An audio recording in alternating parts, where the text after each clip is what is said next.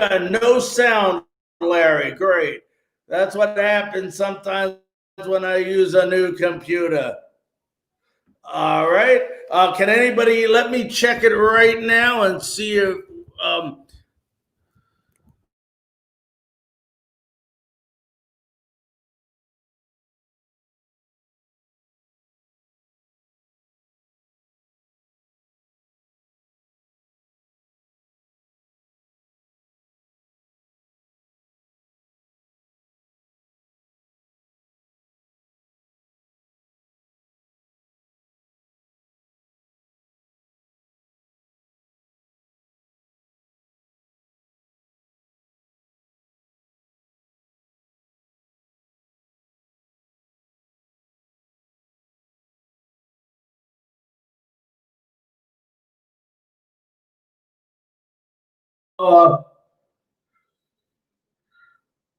so hopefully everybody could hear me right now and we are ready to go.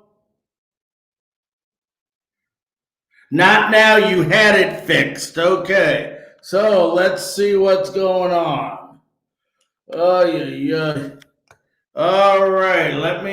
Lost it again here. We'll see. All right. Somebody's saying I'm good now, right? All right. Can anybody? Nope. There we go. Can you hear me now, guys? All righty. Hopefully everybody can hear me now. Once again, this looks like the port that I'm using is a little bit not working effectively. So let me go ahead and try to get it up. All right. Hopefully somebody can hear me a little bit. Once again, I don't know how well this new thing is working here. It's good, Larry. Is somebody saying it's good? So I do apologize, folks, about some of the technical difficulties we are having with the new computer, but everybody says I'm good now. So let's go ahead and talk about this 24-23 game. I'm going to continue to look at the messages here, and if anybody will let me know that if it does go back out, I would appreciate it. Thank you so much, for helping me out here, folks. I really do appreciate it. But I was really, really upset in that game, and there's a lot of things really irked me. I wanted to go over with you in detail. First of all, let's talk about Tom Brady. Tom Brady, 23 of 36, 239 yards. He had 2 touchdowns, 2 interceptions.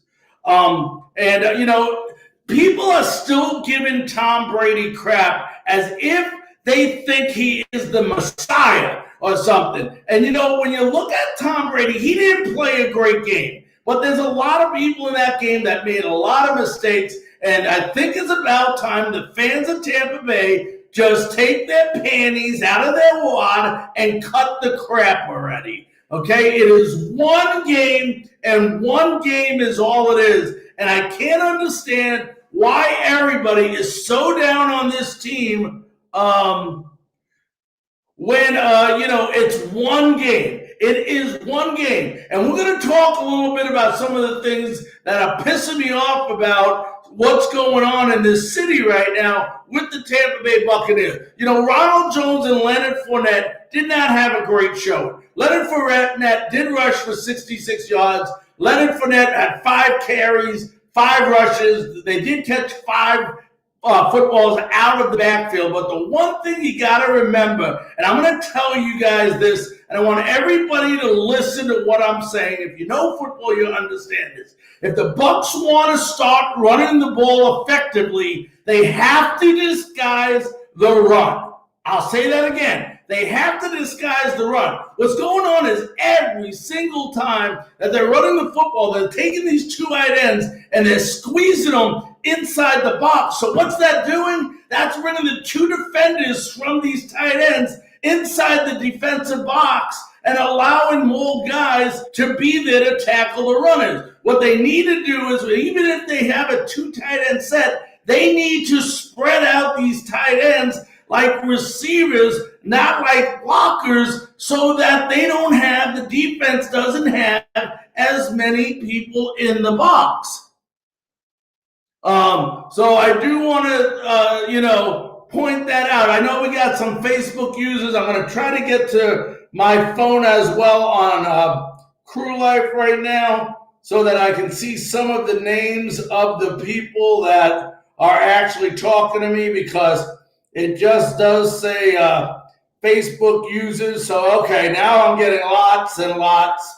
All right, here we go. Donnie, welcome to the show. Tommy Larone, how are you doing, buddy? Rick, how are you doing, my friend? Let me explain this to you, okay? I don't think the offensive line played as bad as everybody is giving them credit for, except for Donovan Smith. I thought Tristan Wirfs did a terrific job in his first game.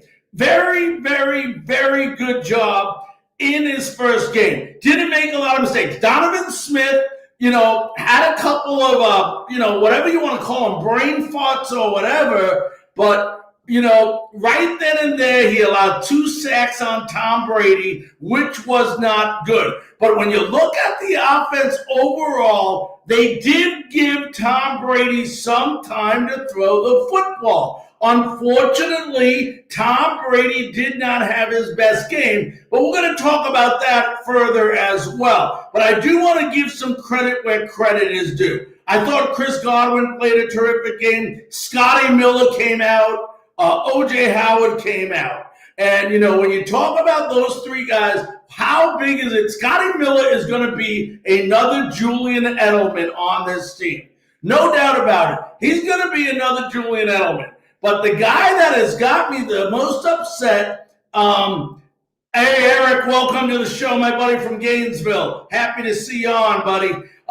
Is Mike Evans. Everybody talks about Mike Evans. Everybody talks about Mike Evans. Mike Evans is great here. Mike Evans is great there. And from an ability standpoint and a talent standpoint, Mike Evans is very good. But as a team player and an aggressive type guy who works his butt off, I give him an F. There's so many plays I've seen in the past couple of years where Michael Evans quit. And on that second interception, if you watch the game, you go, that's no way Mike Evans' fault. The ball was thrown 30 miles over his head. Well, it was thrown over his head, but the wrong route was run. Michael Evans gave up on that pass. If I had the strength and the height and the ability of a Mike Evans, I would be knocking people on their asses on the football field. He's got to start using not just his ability, the ability's there, but he's got to start using his height and strength where he can go up for the football and grab the football and come down with the football. But too many times you look at Mike Evans and, why this Bruce Arians keeps sticking up for him, I will never, ever know. I will never, ever know why Bruce Arians keeps sticking up for this guy. Like I said, he has the ability. I don't want to take that away from him. But when it comes to being a team player and playing for the team, I just don't feel like Mike Evans gives his all 100% of the time. He gives his all when Mike Evans wants to. And everybody wants to blame everybody. Well, they need to start also blaming the coaching staff. I thought overall this defense did a terrific job. You got to remember, they scored 20 points, the New Orleans Saints did, on mistakes. Obviously the pick 6 by Brady. What the heck happened on that kickoff where Mike Edwards decided to run backwards, which you teach people right from the get-go in football. You never try to go ahead and catch a football from behind that way unless no one's behind you. So that's a big mistake. And then, of course, the muff field goal. And for those of you that want to give Ryan Succop crap, I want to let you know right up front, that was not Ryan's fault. If you watch the replay of that game, you will see that the line of the New Orleans Saints just crushed the offensive line, the special teams line on the field goal and got pursuit. So you can't really knock Ryan Succop for that. But I thought overall, David, the most underrated player in the NFL. Devin White showed me that he's going to be an unbelievable true leader. And, let's give Golston credit. And let's also Antoine Winfield Jr., who's just played an unbelievable game in center field there for the Buccaneers. But I want to talk about Bruce Arians, and one of the things we're going to get to Matt Bucknuts in a minute, and we're going to talk to him. So I'm going to save some of these questions for Bucknuts when he gets on. So let me go ahead and see. We're waiting right here for our computers to. There we go. All right. Let's see if it's a little bit slow. All right. I see my buddy there. He's hiding on me there. Let me see if we can get him on the air with us here. It takes 1 second for the stream here, so we'll get him on. All right, 3, 2, I think it's 1 here. All right, he's coming on. That's a good sign.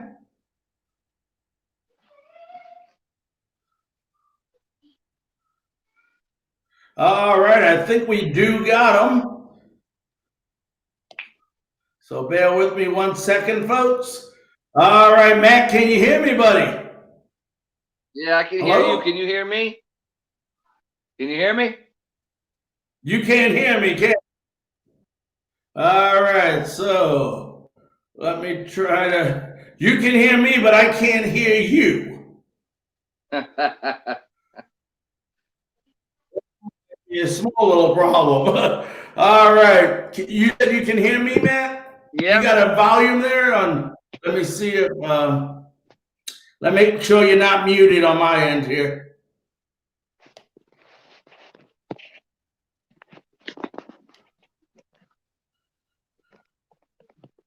It'll take 1 sec.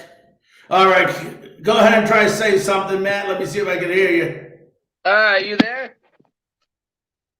Can you hear me? No, unfortunately, we got a great picture. We see him. He looks great. And I guess let me see here.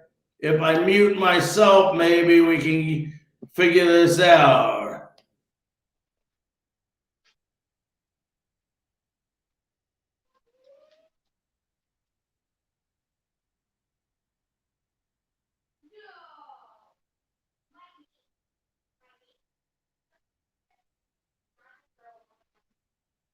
That's on. That's on. It takes him a second. Computer's moving a little slow tonight.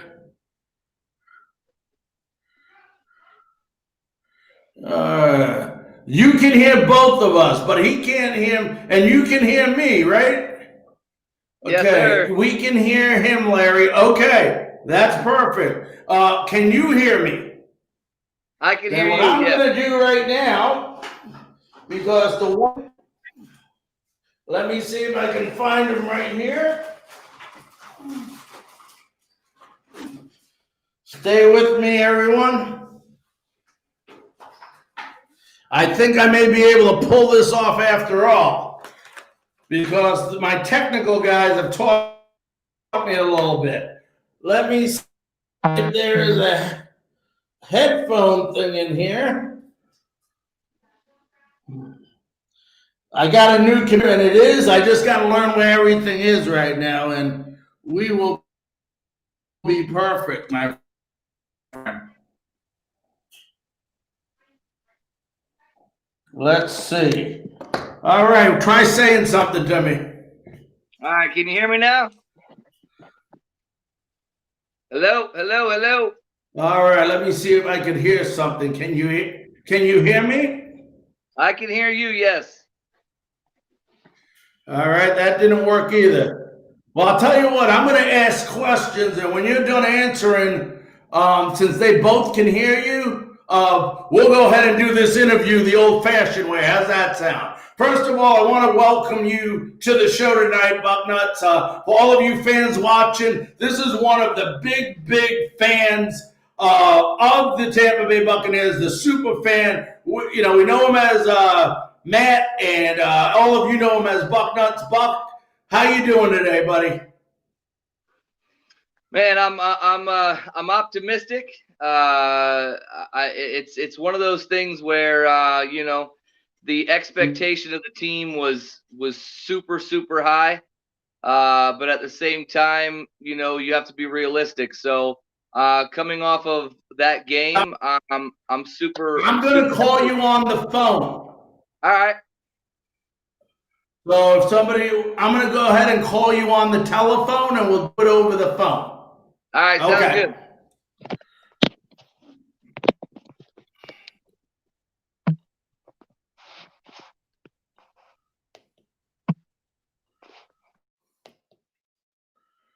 All right, we're going to go ahead and give him a quick call. I'll call him.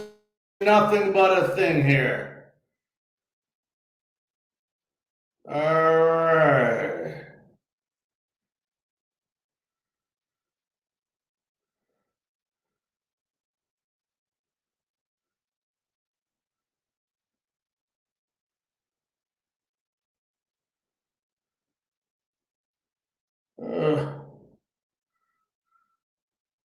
Contacts. Let me go get them.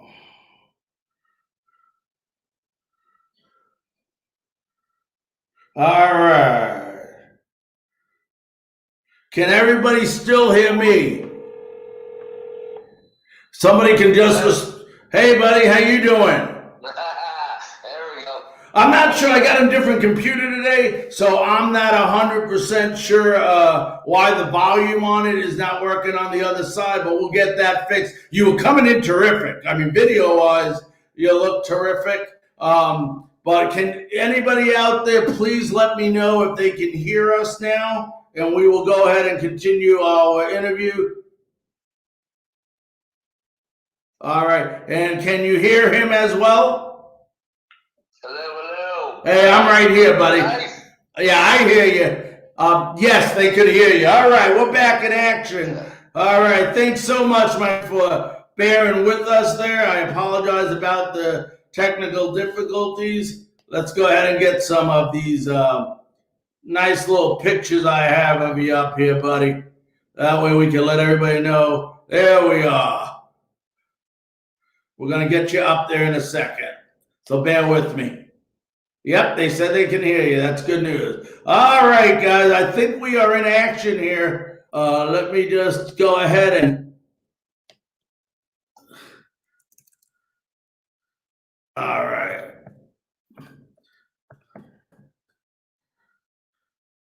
And we'll go ahead and do that.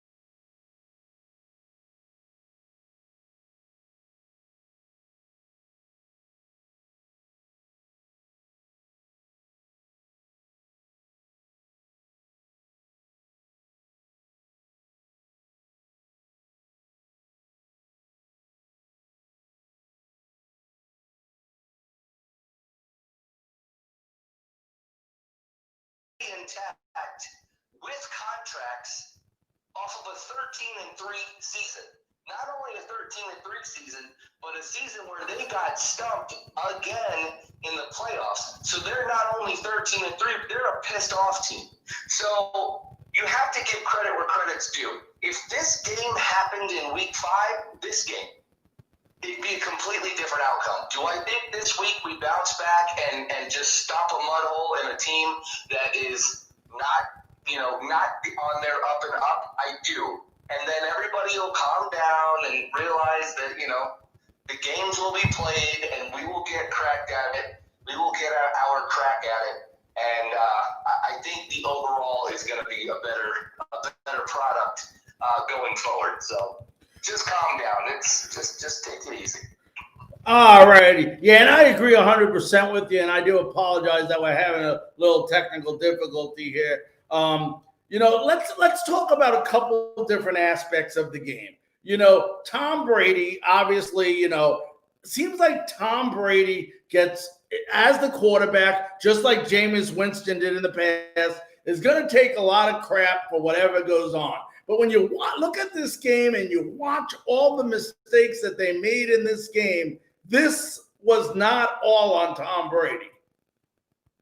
No, I mean, I definitely agree. That's one, that is the unfortunate part of being the quarterback, because you are the lead of this team. My big thing with comparing the two, meaning Jameis, is you don't expect this out of Tom Brady. But at the same time, Tom Brady's one person. So you look at the key attributes to the game, and I look at the simple fact of what they want to say bad about him. Oh, he can't throw the long ball. Oh, he, does this. Oh, his tendencies are that. Oh, this is a new team. This is a new scheme. There's no Belichick. Blah, blah, blah. That's the keys that I looked at. Now, he's going to find his little hot receiver, which is going to be Scotty Miller this year. Absolutely. I said it from the jump. And that is his prototypical type of, quick guy. I think he's going to have an outstanding year. And he threw the ball deep, and it was accurate. So that was my biggest concern, is everybody saying that, he's getting older and blah, blah, blah.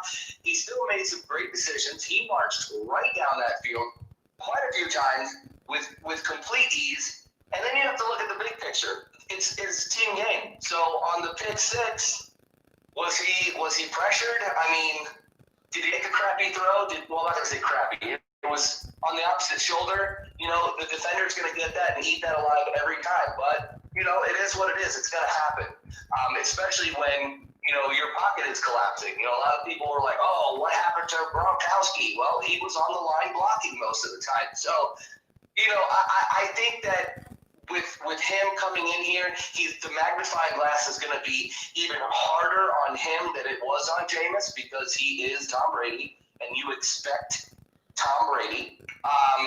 And I think that, within the next week or two, you're going to get Tom Brady. So, I think he's going to demand excellence out of everybody around him, and that's what you're going to get. I think this offensive line gets better with just his presence and his decision-making. I think he has to understand that, Donovan Smith is a revolving door, so I have to watch that side, and I have to make sure that I make the right decisions and the quick decisions, and make sure that my quick decisions are ready for those decisions. He has to adapt to this O-line, and that's why I say that in this particular situation, having no preseason was extremely detrimental to the start of this season for them. But they will work through it, and I have zero concern that this is going to be an issue. Right, and I agree 100% with you, Bucknuts. When you look at this team, the offensive line, I thought Tristan Wirfs, the rookie, who's never played a snap in the NFL, did one heck of a job for his first game. We know the interior line with Pat and Jensen is going to be fine. Yes, Donovan Smith did allow a couple of tackles, did get beat a couple of times, but overall, I think people are continuing to react about an offensive line that is just going to be fine. Yeah. No, I agree. I think that, again, this is the jitters, the stuff that you work out in the preseason stuff.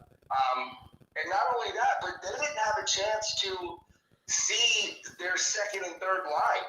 And that's the whole catch. The depth may be there. They don't even know it because they weren't able to play preseason. So when you have a guy that's sitting in the wings that may be better than the guy in front of him, but he's not getting that proper look because of the lack of all these OTAs and these training camps and the preseason games, you know, that's something that they have to work out internally as well. So, you know, I'm not sweating it. I really am not. You know, I mean, it stinks that it was the Saints. It stinks that it was you know, it was a divisional game. You know, but it's just going to add fuel to the fire. I mean, as a fan, Cam Jordan, I hope someone kicks him right in his satch and makes a name for them because, you know, making comments about the fans and the fan base and the crowd and all that, it's tacky. It's Bush League. Running up the score is Bush League. It's things that we're not going to forget. And when we are on top, we're gonna retaliate. So. And we got to remember, we're going to get to face this team again. Redemption is a wonderful thing, and we're going to be much better and much more cohesive the second time around when we play this team. Oh, yeah. And, you know, the one thing I do want to give some more credit before we get into some opportunities is I thought a lot, you know, Devin White is becoming a beast. I mean, every single place you look, you see Devin White's number. He had 6 tackles, 5 assists. Of course, then you got the most underrated defensive player in the entire NFL in Levante David, which is just a tremendous defensive player. Had another great game, 7 tackles, 4 assists. And I did think that Antoine Winfield in his first game really didn't make a lot of mistakes in that first game. But, you know, the thing that bothers me, a couple of things here is I'm hearing how great Carlton Davis is. That's all you hear Arians talking about is how great Carlton Davis is. Personally, unless I was watching a different game and did not realize it was the Buccaneers, I didn't think overall, yes, he held Michael Thomas to very few yards, but there was a couple of mistakes out there where it seemed like there was some miscommunication between the cornerbacks. Am I right or am I wrong?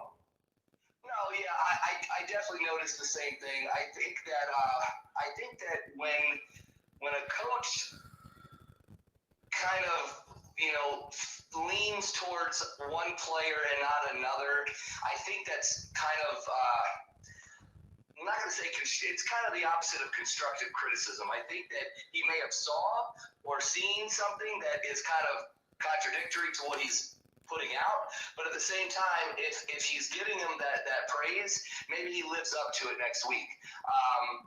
So on that aspect, that's where I'm at. As far as the rest of the defense, I mean, the linebacking core this year is going to make so much noise.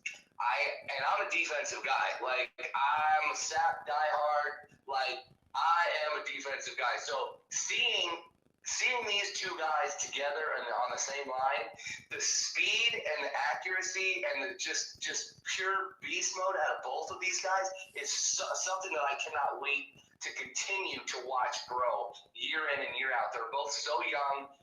It really is a detriment to not only the drafting, you know, the war room and Jason Light for looking into these guys and the team that does those things. But then, you know, what I wanted to say as far as the secondary is concerned is Murphy Bunting, man. He is putting hats on people. Yes. I mean, him, I was kind of blown away by him. The other one that you mentioned was Winfield, and what I liked about Winfield was even if he didn't make the play, I feel like he leaves it all out there. Like, I saw him jump and like leap and go full body after some passes. Like, that type of play, you're gonna zone in and you're gonna make that at some point. The fact of the matter is he's not alligator arming anything. And that is something that, from a secondary safety aspect of it, you're going to end up making that connection with your mind and your actual body. And this guy's going to be something special. So, again, this team is so young and already talented. The defensive coordinator is a monster, and he is going to put this thing together, and I am so glad that I'm around to see it. Yeah, definitely. So let me ask you this.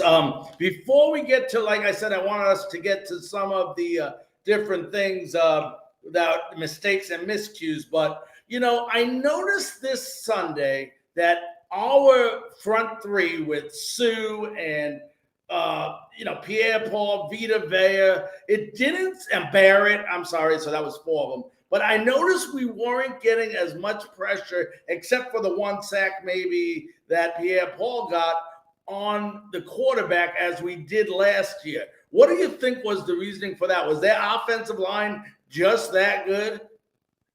Well, I think it's a little bit of both. I think that the O-line is obviously, they produce an offense and block for a guy like Kamara. I mean, obviously that guy's a monster, and he's not doing it by himself. So the O-line definitely needs some credit. But the other credit is, it's Peyton, making the right calls. It's Drew Brees making the right checkdowns. It's Drew Brees getting the ball out quick. It's Drew Brees not getting sacked. I mean, even though there might have been some hurries and some rushes and some things like that, that guy is so hard to get a sack on that it really baffles me, especially with the size of him. So you have to give credit to that as well. I mean, I think that, again, the jitters of the lack of preseason played a big role in some of the lack of play that we saw and that we were hoping, and expecting, coming off of, from the defensive standpoint, coming off of a season like we had last year.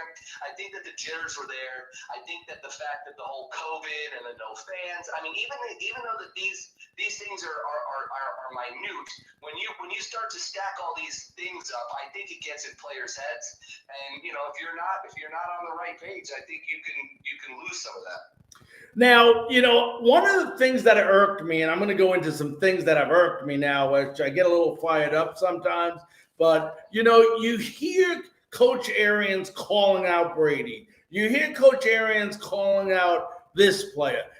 I'm not and a guy who's been a big football fan, actually worked on a higher level with professional football, I don't like personally, and this is just my own personal opinion, Bucknuts, but them calling out a player in the media. Now, I have no reason to, I'm not talking about Tom Brady being a wuss and can't take it, but here's your franchise quarterback, and he's basically calling him out in front of the media when I can pinpoint, which I will in a couple of seconds, so many coaching mistakes that happened in that game that could have been different to win the ball game. Yeah, I mean, I'm not a big fan of the player call-outs in media. If you're going to do it, and even if you do it and it kind of gets leaked, that's one thing. But when you're doing it in public, right. I definitely think and he's taken some heat for that too. This over this week. So I wonder if it continues. Now, the other question that I have is it because it is Tom Brady that he has to kind of make sure that everyone knows that he's not going to treat him differently? Is it something of almost like a chess move? Like, this is Tom Brady. He's going to have his hands in the offense. He's going to be calling plays. He's going to be doing this. He's going to be doing that. Oh, it's like having a second offensive coordinator on the field, which is all true. But at the same time, is he making a statement to the team like, hey, even though this is Tom Brady, I'm still going to give him crap about it? I just don't know if it's that, or if it is that personally, and you're on the same page. I think that goes within the locker room. I don't like anybody doing that in the media, because the media takes things, spins it, flips it around, writes their own narrative, and now it becomes this, volcano of a story. And so I agree. I don't think it's necessary, and I think all it's going to do is cause issues in the future. We are talking to Superfan Bucknuts live on the Frankly Speaking Bucs Crew Life Hotline.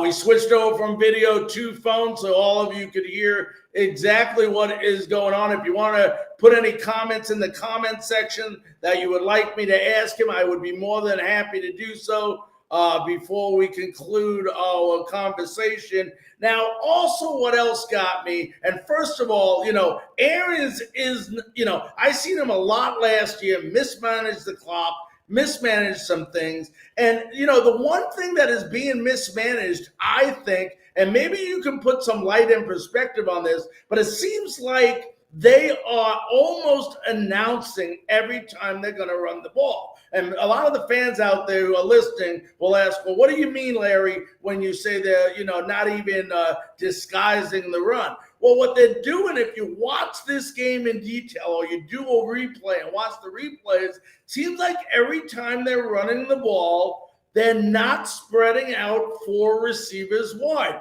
They're pushing those two tight end sets in, probably to be extra blockers, but at the end of the day, when you push two receivers or two tight ends in, you're pushing more defenders into the box, which makes it a lot harder for your runners to get past that first level of tacklers. And I just don't understand why they don't spread those receivers out, because I know Jones and I know Fournette, once they get by those initial blockers, they're going to break loose. Yeah, no, you definitely bring a good point to this conversation here. I have to agree. I think it's one of those things where it's like you see it, I see it, a lot of other people see it, but at the same time, like, I'm not going to pretend like I'm a coach and see the tendencies, know what goes on during the game prep. So it's hard for me to kind of not take the side of the coach and just kind of let him be the coach, especially when it works. Now, because it hasn't worked, I think that's where we become more critical. I think that it may be a challenge to the O-line to damn near do your job. Hey, do your job. Let me not have to disguise this and do your job. Make some holes. Running backs, make something happen. This is kind of on you. But I do agree. I think that they do need to kind of switch up some things and maybe do some more disguising. And who knows? Maybe this is something that, Tom Brady can bring to the table. He does like his running backs, especially for screen passes and a check down. So maybe this is something that he, coaches the coach on. But we'll have to see how this year plays out with this personnel, because I know what you mean by last year, and then it kind of went into this year. This is a lot of different personnel, especially on offense, and we'll have to just see if those changes are made, or if he falls on the sword and it may or may not work. Now, I want to talk about a guy that, for me, I guess, I don't know if, and I'm not a negative person. I want to start by saying that. I really am not. But the one guy that seems to just piss me off on that team, that to me, I would say probably 25% or more of the time, it looks like he's dogging it out there, is Michael Evans. Now, I watched Michael Evans for years, and I've noticed this for years. This isn't something just that I noticed in the last game, but it's, here's a guy who is a big physical specimen. He's huge. He should be using his physicality a lot more. He should be using his height a lot more, and he's not. And then at other times, you saw it on that pickoff, Brady, the first one, where it looks like he just stops and he's in la-la land and he gives up on a lot of plays. Now, I don't want to take anything away from his ability, because he, by far, is a terrific receiver, but it's just something, a tendency of his that I've been noticing. And I don't know if you have noticed that or not. So I would love to get your perspective on that. So what's funny is going into this conversation, I thought you were gonna say who I can't stand right now, but that's cool. So as far as Mike goes, I totally agree with you. Like, I really, really do. I think that there is something, I don't know, like, I almost feel like it's a sense of entitlement, you know, and the other problem with his, I'm not gonna say his route running, but what I see with his effort is the problem is the effort, because I feel like with Jameis, you know, Jameis threw the ball 7,000 yards, you know, we get it, la la la, and it benefited Mike. You know, they had a good chemistry. So I'm not going to knock the guy yet this year, because once they get a chemistry and he's actually healthy, I thought that they should have used him more as a decoy than to try to target him, because he was coming off of a hamstring injury, which seems to plague him. Okay, I feel like every time I turn around, he's grabbing his hamstring. But you know, who knows how that goes? I'm not a player. I'm not going to pretend like, you know, I know what I mean, or I know how that is. But I do feel like the effort is not there. If the pass isn't there, it won't happen. And that's my problem. Like, that's what I mean by, like, the Winfield guy. You know, he goes after it. I feel like Chris Godwin will fight for a ball. And the other problem that I have with Evans is he has no yards after catch. Unless it's a blown coverage, that dude, I could probably outrun him. And I'm being funny, but I'm just saying, like I feel like his effort is not there. And it's almost, I feel like it's not the ability. I feel like it's a sense of entitlement. Like, I'm the big guy around here, and if you don't throw it perfectly to me and I don't have a blown coverage, I'm not going to get in the end zone, and then I'm going to be mad about it. Now, I don't feel like he's a cancer in the locker room with a bad attitude, but at the same time, I just want to see a little more grit. I want to see a little bit more. I need to earn my spot, because I feel like he has it, and he does, but I feel like he knows he has it. And I feel like when you have that mentality, you let some things slide. Now, as far as the play, you know, this past game, I don't know if it was just they weren't on the same page. He ran one way, the play was the other way. I don't know if he gave up on the route. I don't know if he was starting to feel a little hamstring issue. I don't know. I'll leave that one alone, just because, you know, the chemistry may not be completely there yet. So I'll let that develop, and when it does, who knows?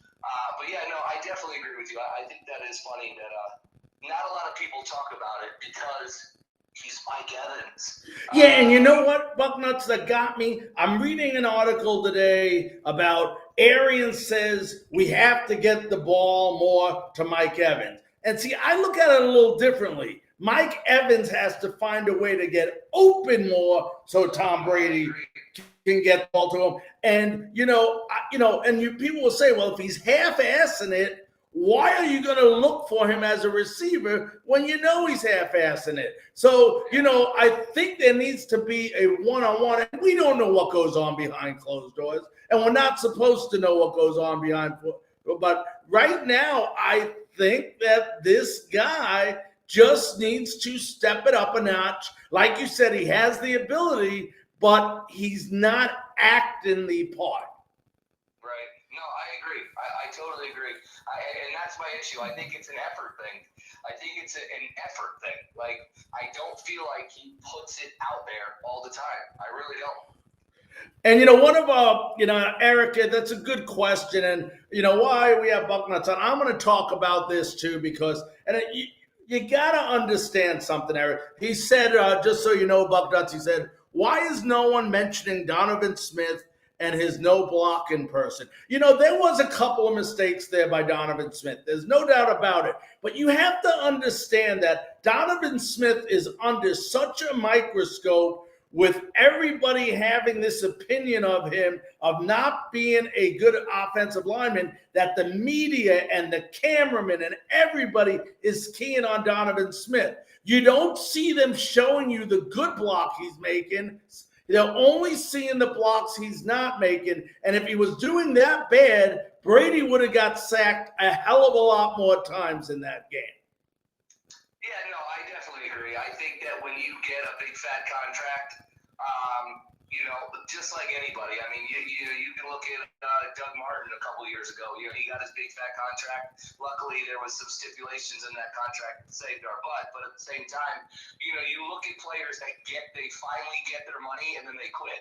Now, I'm not saying that that's what's going on here, but when you do get that big fat paycheck and you don't perform like the armchair coaches want you to, this is what's going to happen. Not only that, but he is a social media guy.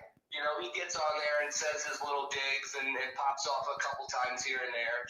He's also the guy that was on the I'm going to skip out on this season, right? The COVID thing. And I'm not dogging him for that. But at the same time, he wound up not doing it. So it's like if you're going to make the decision, just make the decision. Don't come into social media and pop off and talk about your family and your kid and all this stuff, which is all great. But then do it. Don't say it and not do it, because now you got people pissed off and going, oh yeah, of course you get your money and now you want to bounce. You know what I mean? So I think that it's kind of almost like a Donald Penn kind of situation where he gets the big fat contract or whatever it was, and he just always did. He just didn't do what everybody wanted him to do, and then when he left, so. I do think that that's some of it, but yeah, I do agree. Just like anybody else, you're only going to look at the negative, and the negative gets blown up, and that happens in everywhere. It happens on social media. It happens in presidency. It happens everywhere. They only want to look at the negative, and then that's where people harp. Now, before we get into next week's game, I want to talk about a couple of the miscues that we had that definitely cost us a lot of momentum in this game. Everybody first, and I'm going to go right through them. We know about the pick six already. We already talked about that. The other one, a lot of people talk about the Ryan Suckup missed 54-yard field goal. But if you watch that again as well, the pursuit of that line on the other side of the ball was just incredible. They just knocked us on our butts and broke through our line and blocked that kick. I don't really think you can put a lot of that on Ryan Suckup. That's number one. Number two, I don't know how many times you teach this, how many times you practice this, and it gets to a point where I blame this on coaching, is the 4th and 2 when Vita Vea jumps in the neutral zone. And I believe it happened a little bit earlier too that Ndamukong Suh did it as well. So right there, you get 4 different plays. And then the big one, the 5th play, is on the kickoff when I don't know what Mike Edwards was thinking, but he definitely didn't know what the word social distancing meant when it came to stay away from Mickens on that punt. On that kick. So those are mistakes that versus Carolina, we are going to say are going to be corrected. Call them whatever you want. First game jitter mistakes or just first game mistakes. But that is definitely something we're going to have to clean up. Well, no, I definitely agree. I think with the field goal, obviously it's a 54-yard field goal. The microscope, as you say, is enormous on the kickers right now. I could not imagine being a Tampa Bay Buccaneer kicker right now and being reliable, because it's just the Matt Bryant curse. I mean, I just feel like they should just hire Matt Bryant back and just end this really quick. But no, it's a 54-yard field goal, so you have to kick the ball low. I mean, it's the rules. And then, like you said, I feel like our O-line got blown off their feet, because that's exactly that's what happened. So and that's the thing. What I mean by people don't look at film or replays or kind of dive in just a little bit. They just want to go boom, and then all of a sudden, let's implode the whole team and let's fire the coach again. So those things, that's what you're going to have. As far as that punt, the thing that just, I agree with you because I feel like it was poor coaching. Not the fact that the guys ran into each other, but I felt as if they didn't know what the hell was going on with the penalty being enforced on the punt, even though it was right there and we all saw it. Okay, so even if you don't know the rules or don't know what's happening, they're setting up for a botched punt. Of course they're going to squib this punt, and you have to be prepared for that. And that's where I come in and say this is coaching. I felt like they had no idea what was going on. Like that's Right. exactly how I felt. And I want to say that the announcer said the same thing during the game. So if that's the case, yes, that is on coaching. As far as, hey, I got it, you don't have fans in the stands. So even though they're pumping in fan noise, you can't say that artificial fan noise is as loud as and as dominant as a home field dome advantage. You should be able to hear each other. You should be able to know on an assignment, hey, if it's coming to this side, this is me. If it's in the middle, this is you. And stay in your lane. So that's where I say I think those little things would have worked out better if there was preseason and stuff like that. But as far as coaching, I think that was a weird situation where.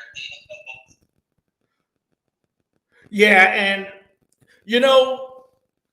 we go into game 2. Game 1 is over. We got to look at it as game 1 being over. And now we go into a Carolina team who arguably has the best running back, whether it's rushing or catching the ball out of the backfield, in Christian McCaffrey. But they are definitely a beatable team. Oh, yeah. No, they are. I mean, and then you also have, Teddy Bridgewater. You have a new coaching staff. Right. Who would they be? Oakland? Like on a whim? So, I mean, it's one of those things where I don't put any eggs in that basket. I think that they are rebuilding right now. They're trying to find everybody. Luke Kuechly left. Their defense ain't the same. They're a mess over there. Now, the fact that they just won, okay, cool. You got one. Great. I don't see it happening this week. We are at home, even though there's no fans. We are at home. It's hot. In Carolina, I'm sure, they deal with the same heat, but it's not Florida heat. And I do think that this week we see a much more disciplined team, going back to those penalties.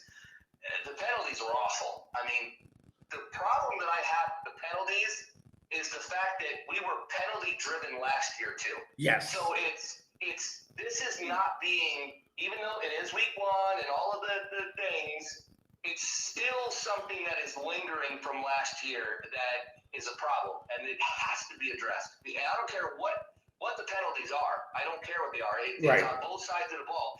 You cannot win a game when you're getting – I think the statistic that I read was that the Saints started their drives on the 42 on average. That is, you're not winning that game. Right. Like, I don't care what's happening. You're not winning that game, especially with Drew Brees at the helm. Starting at the 42-yard line, that is enormous. So, yes, not to go back to that, back to the last week's game, but yeah, the penalties have to be cleaned up. I do think that this week is a completely different situation. And it's going to be a confidence boost, not only for this team, I think for this fan base. I think that they're going to see, because I'll tell you right now, that first drive we went down there and Brady went in and spiked the ball and trolled everybody, I thought we were going to the Super Bowl. Like, boom, this is exactly what we were looking for. This is exactly the type of play we were looking at and expecting.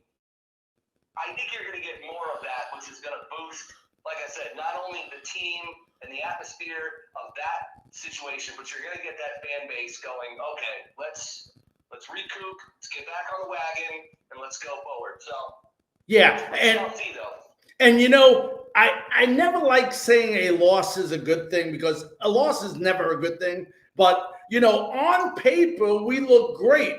But now there's a wake-up call saying it doesn't matter how damn good we are on paper. If we go out there and we don't execute 100% and play mistake-free football, it don't matter who the hell names are on the back of the shirts. The other team's going to win. And as far as this game versus Carolina goes, like you said, yes, when you look at it, matchup to matchup, we are definitely, without a doubt, a better team than Carolina. We're number one against the rush the last year, and we did a great job at holding Kamara as far as rushing the ball. I know he got a touchdown or two, but on the passes. But if we don't play mistake football, then we could have a problem versus Carolina.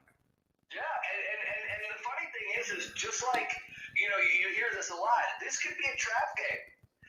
These guys, I don't think that the players look at it this way, but from a standpoint of a fan, you look at I can look at the Saints and go, okay, they were 13-3 last year. This is a better matchup regardless of player versus player, of team versus team. They are going to be in the playoffs this year, period. Unless something crazy happens, they're going to be in the playoffs this year. So to lose to a team like that the way we did, okay, I can swallow that. Right. This game coming up, it should not even be close. Correct. And if it is, yes, this is where the ball of yarn starts to unweave. And for fans, not for the team. I think the team is fine. I think them going into this game, I don't think that they're just looking past Carolina, or at least I hope they're not, because they could get stunned. But that's the thing. I think that we just have to get right back on track, just calm it down, and roll through, because the team last week, they're no joke. And they'll tell you just as quick as you can read it.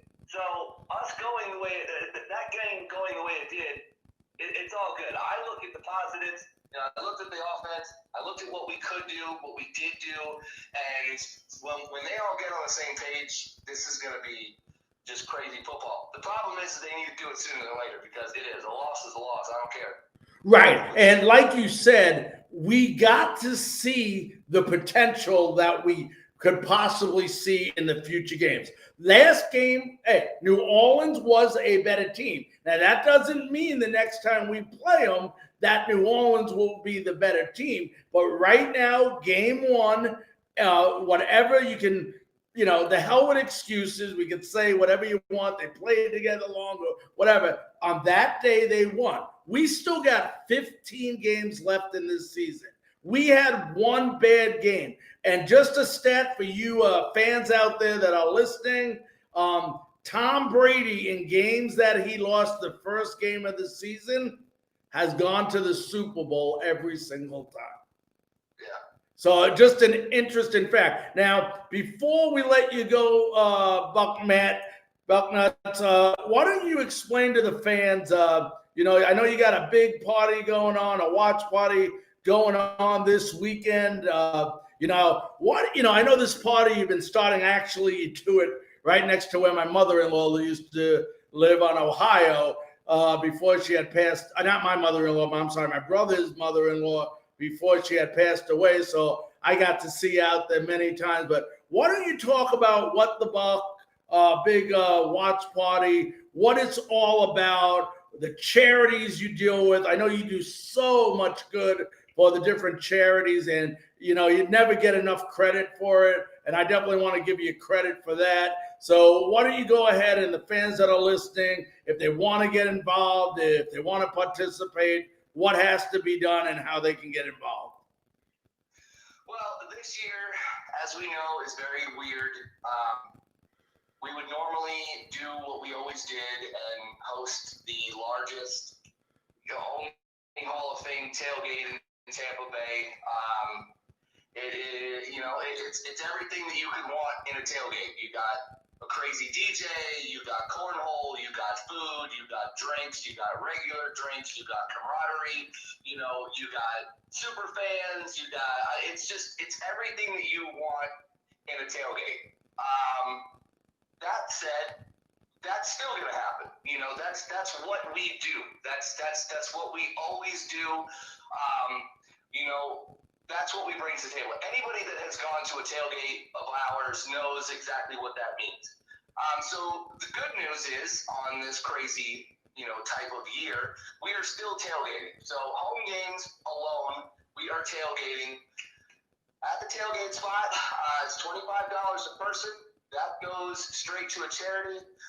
It just depends on what charity it is. It will be named prior to the game. Everything is local, so it's not anything big where nobody really sees the money.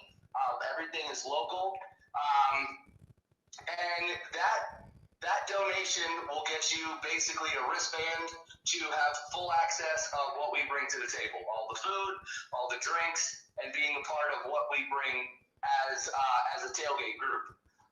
This year, again, is different. So we've decided, especially these first 2 weeks, these first two home games, where there are not going to be fans going into the stadium, that we've decided to go ahead and continue the party.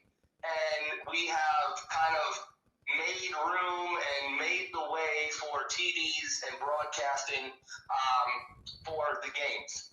So what's awesome about that is it's being broadcasted through my DJ speakers. So even if you're not keeping your eye on the game and you're in a conversation, or you're wanting to play cornhole, or you're wanting to be over here, or whatever the situation is, you'll hear it.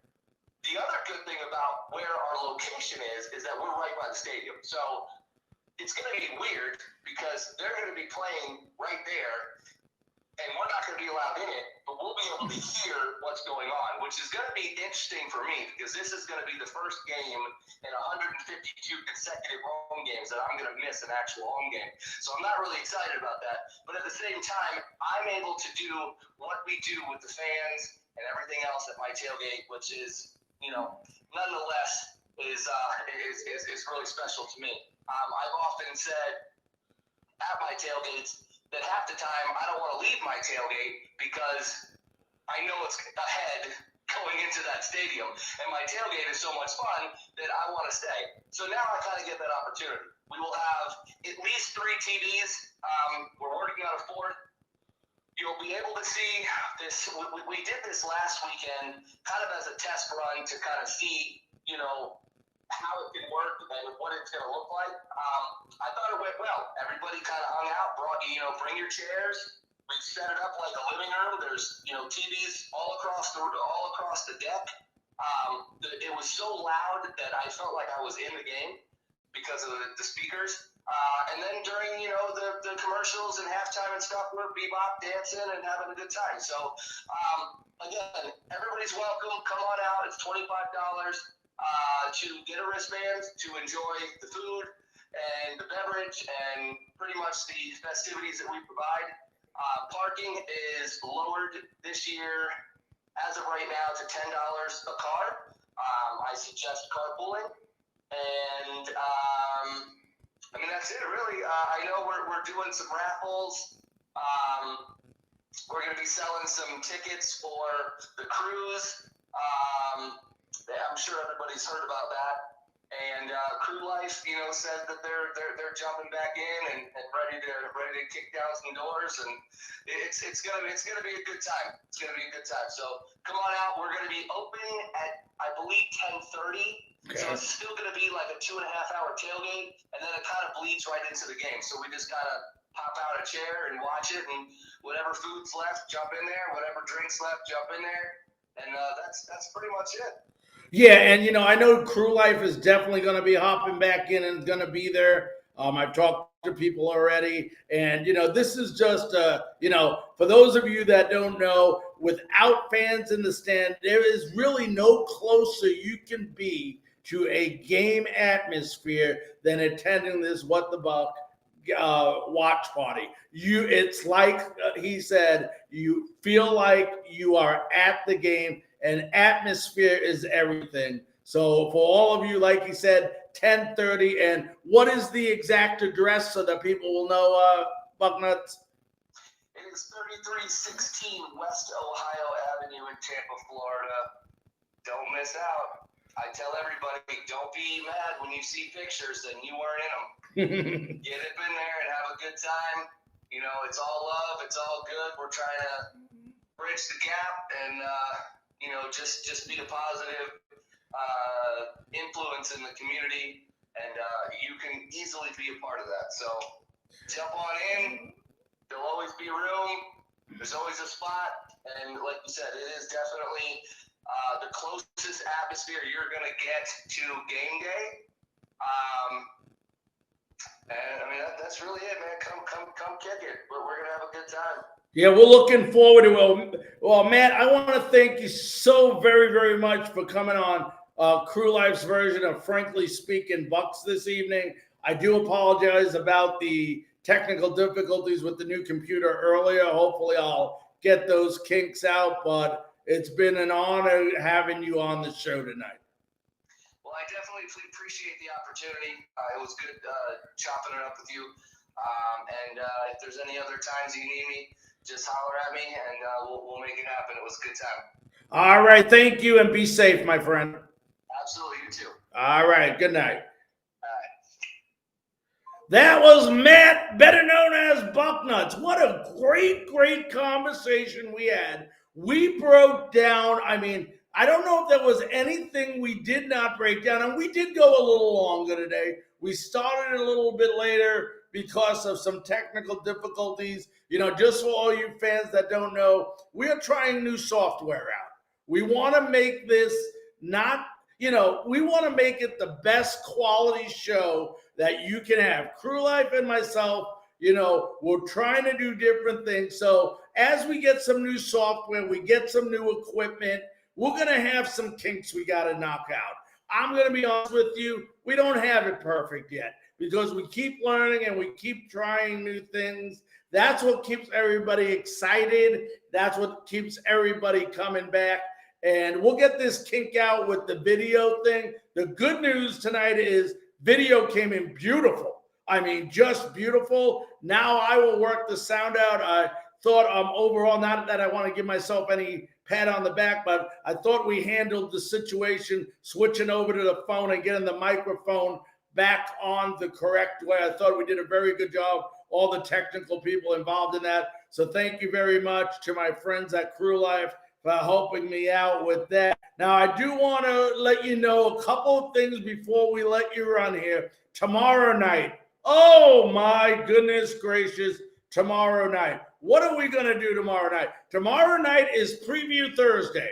For those of you that don't know and did not get the opportunity to watch the award-winning premiere show of the 2020 NFL season last week, we went ahead. Tomorrow, we are going to preview the Carolina Panthers and the Tampa Bay Buccaneers. It is our great honor to have Desmond Johnson, who does reporting and does podcasting, does some shows on radio out of Carolina, and has done work, talking about the Carolina Panthers. What a great, great lineup we have. We'll get his perspective on Carolina and what they have to do to be successful. We'll talk about what the Buccaneers have to do to be successful. Then we'll do our picks again. We are going to go and do all the picks for week 2 with the point spread. Last week with the point spread, Frankly Speaking Sports was 56% correct, 9-7. Obviously, if we didn't use the points, we would have won more games. But nevertheless, we are doing it this year with the point spreads. We will have the point spreads for you. We were 9-7 last week. So for all of you folks that like to know about the point spreads or are in pools or stuff that you play for fun, if you want to get some information, you can go ahead and do that. What a great, great show. We will get it interactive. And also, we want to let everybody know, just an unbelievable support last night for the premiere show of Frankly Speaking Sports Production, which is Bullseye. There it is, Bullseye. What a beautiful logo. I want to give Easy B credit for doing just a terrific job with our logo. But we talk about USF Sports. We just started a new webpage. If you are a USF fan and you live in Tampa, and oh, by the way, if you are not, you need to become a USF fan because they are our Tampa team. We are going to go. Me, myself, and Brandley Lewis Walker did a show last night, getting rave reviews on it. People from USF called me today saying how much they enjoyed the show. These are people that go to school there. Was giving us phone calls, telling us how much they enjoyed the show. We have a new group page called Bullseye. It's in cohesiveness with Crew Life, Frankly Speaking Sports, and Bradley Lewis Walker as well. We not only do shows on there in relation to USF sports, but we also have articles written by Bradley Lewis Walker and other reporters and writers for your information and latest updated news on USF sports. So if you're not a member, we just started tonight the Facebook group. It's real simple. It's Bullseye, just like you see it on the screen. It's 2 words, BULLSEYE. And, like I tell people, it's the only place where Larry and Bradley can talk bull. And this is the show.